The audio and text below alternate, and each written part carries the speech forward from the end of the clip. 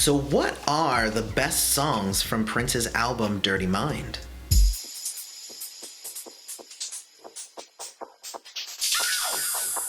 Hey everybody, welcome back to Prince's Friend, exploring music through Prince. Don't forget to follow us on social media at Prince's Friend YT on Facebook, Instagram, and Twitter. Today we have the third video in the series where I am counting down the top 5 songs from each of Prince's albums. So far we have done For You and Prince because I'm gonna go in order because that's what I do here. And today we're gonna do Dirty Mind. This was Prince's pretty raunchy album. It came out in 1980 and it set the world ablaze. He had put aside his pop exterior and began this journey to becoming this kind of sexual icon. And in the process he greased up his look and just started singing about sex in almost every song. So there's a reason why this is what we think about when we think about Prince. And the songs on this album were all pretty good. I don't think it's any surprise that Dirty Mind itself is not necessarily one of my favorite albums, but it's really good and has a lot to contribute to Prince's legacy. So the songs on the album are Dirty Mind, When You Were Mine, Do It All Night, Got a Broken Heart Again, Uptown, Head, Sister, and Partyup.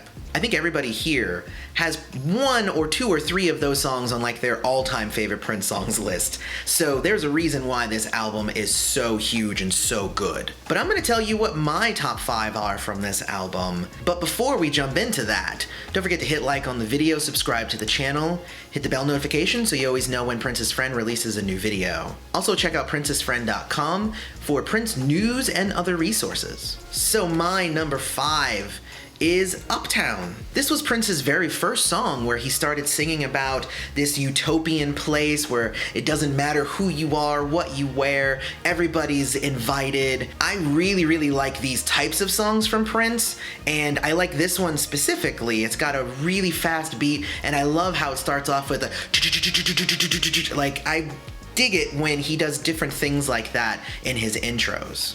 There's a lot of stuff to like in this song. I like that some of the lyrics are conversational. I love that he's hitting some really high screams, but also some lower tones. I think the song overall is just really strong. So my number 4 is Sister. And I don't know if it's any surprise, but it's because it's kind of sexually explicit.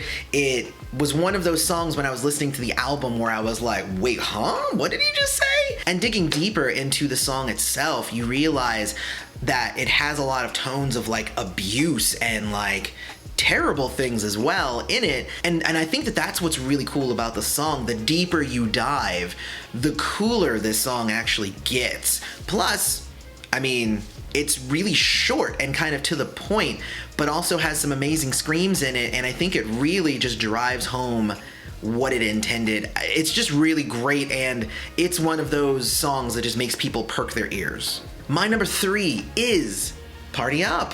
This was pretty much Prince's first political song, and I think it's really cool. Apparently it was a song that was done with Morris Day, and this was the song that got Prince to make the deal to go ahead and give Morris Day the time and create this whole exterior and stuff, get him a record deal. So that part of this song's legacy is already pretty great. But I really like it as an ending song for this album as well, because it's this really like sex-filled album that ends with a political statement, which is interesting because the next album, which is Controversy, is this kind of political album that ends with a really sexy song. So it's almost like between the 2 albums, Prince was just trying to just like 2 sides of the same coin sort of thing. And I really dug that approach. So it's weird because part of why I like Party Up is because of another album and not even necessarily for the song itself.